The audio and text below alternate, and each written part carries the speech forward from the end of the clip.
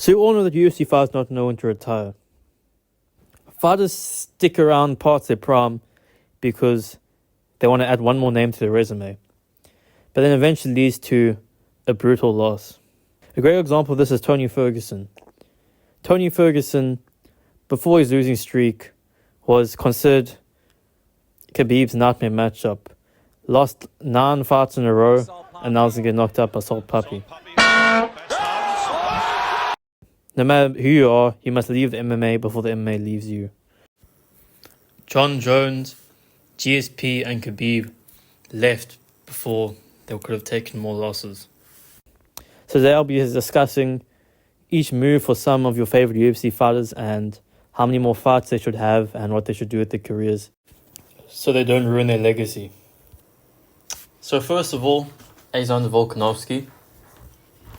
Volk should just do one more title defense against Masvidal and then retire, set off into the sunset, and live his life on his new form. And the fight against Masvidal is a winnable fight. And even if he loses the fight and gets dominated, he won't take any damage. And also, since Masvidal doesn't have that KO threat, then Volkanovski, I think he'll be able to fight well and look impressive in his last fight. And Volkanovski needs to avoid Gene Silver because Gene Silver is basically the closest thing to Ilia Topuria that there is in the UFC.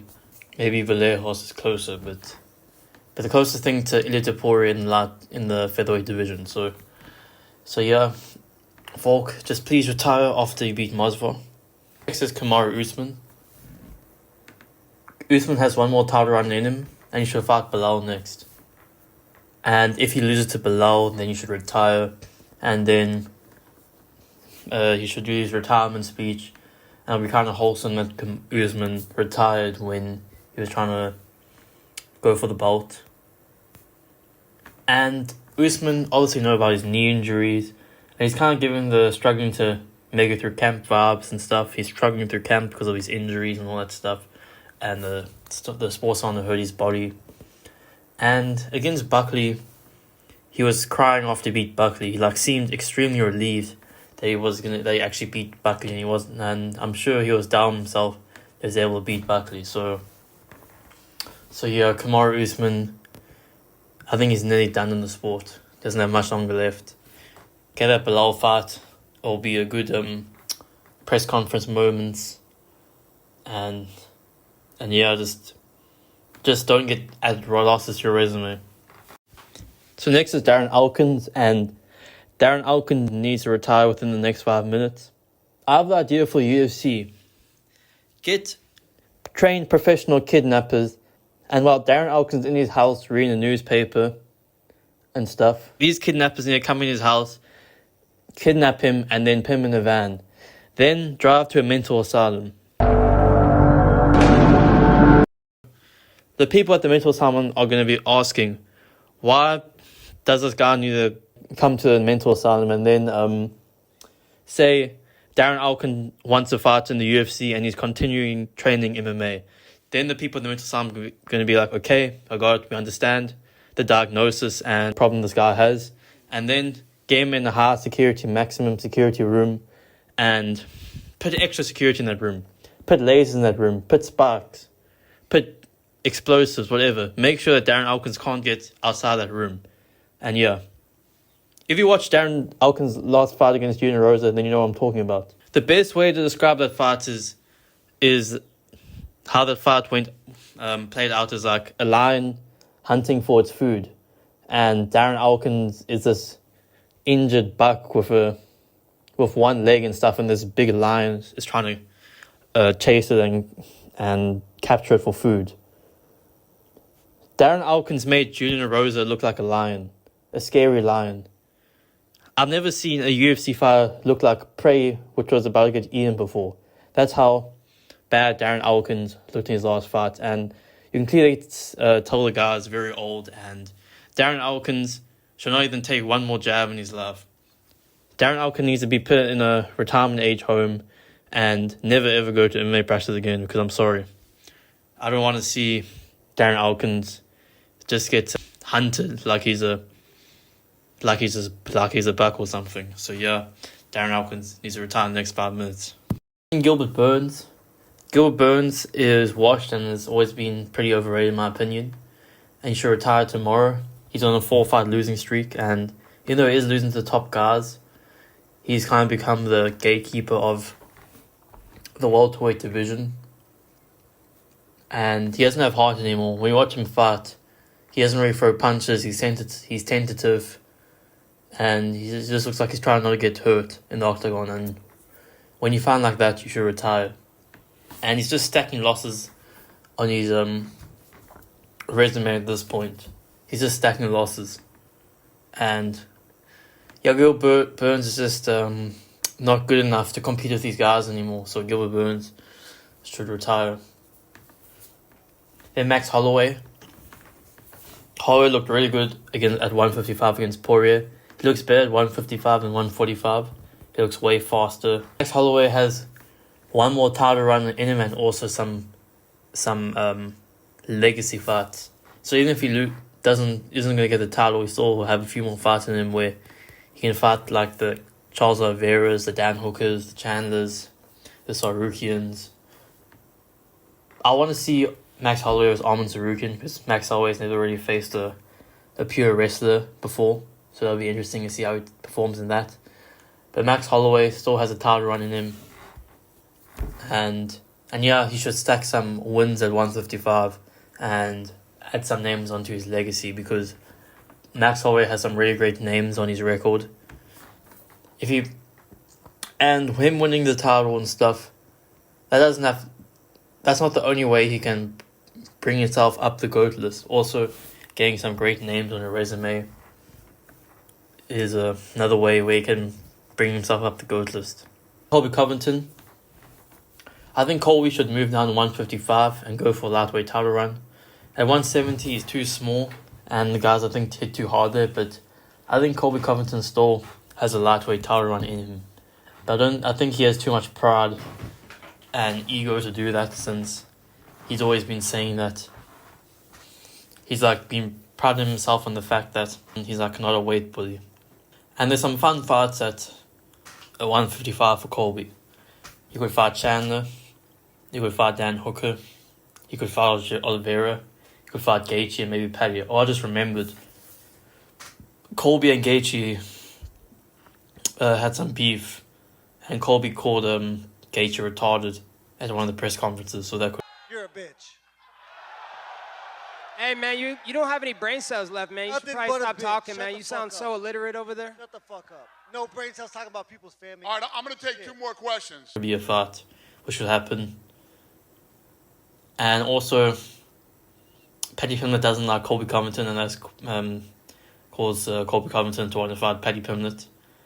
I think they should have done Colby versus Dustin Poirier as Dustin's retirement fight. That would have had more meaning, and there would have actually been beef and stuff.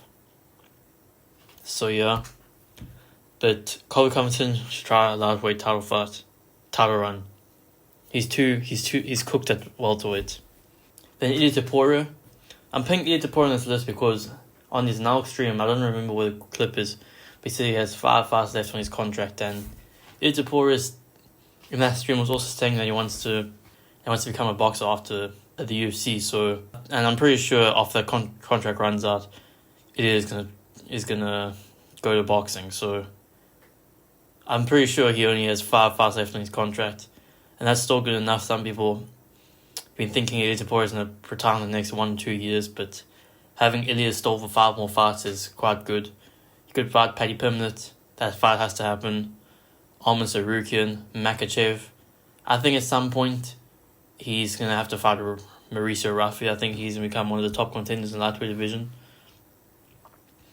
And I wouldn't be surprised if Ilia will try and duck Raffi and stuff, because Raffi is pretty much a stylistic nightmare for Ilia Topuria. If one person can beat Raffi, it's Ilia Topuria as well. And also maybe JDM. Ilia wants that JDM fight. Imagine if, this is a crazy thought, but imagine if Ilia Topuria and JDM found a boxing fight. Like, they both finished the UFC contracts, they go into boxing, and then they fight each other in boxing. Imagine that happens. So yeah. And then Usyk should try and become a boxing champion after the UFC run. So next is Cody Garbrandt, and Cody Garbrandt should go to BKFC. If I was him, I would do that move because BKFC are a promotion which is growing in popularity, and Cody Garbrandt's career is not going well in the UFC. So if he gets some wins in bare knuckle, then people are going to care about his name again. Also, Cody has fast hands, which maybe could translate well into bare knuckle. And also, I feel like Cody Garbrandt can make some friends at BKFC. Look at all the people on the stage. They all look like meatheads, and Cody Garbrandt is a meathead, and he'll just fit right in. Also, Cody Garbrandt watches midget porn. This was a while ago, where Cody Garbrandt was liking and following midget OnlyFans stars. I just thought it was something to bring up along the side, and I can't really find the evidence for it, but if you do some research, you'll probably be able to find some proof of my statement. Then Johnny Walker should retire tomorrow. I know some people like Imaguruzzi talking about Johnny Walker fighting some fat heavyweights, but if he goes up the rankings and eventually fights more heavyweights, he's going to get absolutely chinned. God literally gave Johnny Walker his own knockdown animations. When God was creating Johnny Walker, he was like, let me have fun with this guy. God literally went on his computer and installed the Looney Tunes Goofy knockdown physics mod on him. His own knockdown animations. So yeah, Johnny Walker's has taken so much damage, probably been knocked out 75 times in his life. So he should just retire tomorrow. And the UFC just give him absolute monsters. The UFC are going to make him fight Guskov. And Guskov just KO'd Nikita Gradov in the first round, for context. Then Robert Whittaker, the tire run's over, I'm sorry. He's taken too many losses. He's going to have to find the cure for cancer at this point to get a title shot because he's taken lots of losses. And yeah. And I think Robert Whittaker has fun fights left in his career. Maybe 3 or 4 fun fights left. And he should just try and add some names to his legacy and stuff. For example, Brendan Allen. I think Robert Whittaker should be pushing for that Brendan Allen fight next because I think he does beat Brendan Allen. Because Brendan Allen doesn't have a power threat and isn't explosive. And the guys who Robert Whittaker's lost to are guys who are bigger than him, who are strong and are powerful. So yeah, Robert Whittaker's also taken lots of damage in his career, and he shouldn't be trying to fight monsters. Maybe also try and redeem the Stephen Thompson loss. That could be a fun fight in the UFC. So yeah, Robert Whittaker should just have a few more fights, a few more fun fights. Fighting that card in Australia, which is coming up. And yeah, the title run is over. Then Justin Gaethje has one more title run in him, but he doesn't want to take the Paddy Pimblett fight because he's retarded and he thinks he's going to get a title shot from the UFC. Good luck with that. Good luck with UFC giving you a title shot, buddy. But anyway, he's taken insane damage in his career, but he looked good against Rafael Fiziev. So Gaethje just take the Pimblett fight, and like kind of a good stylistic matchup for Gaethje, even though I think Paddy Pimblett wins that fight. A winnable matchup for Gaethje. And if he beats Paddy Pimblett, then he can probably a very high chance. There's a very good chance he could fight for the title. So yeah, it's a boy Salisbury in May, and did I cook or not? Let me know.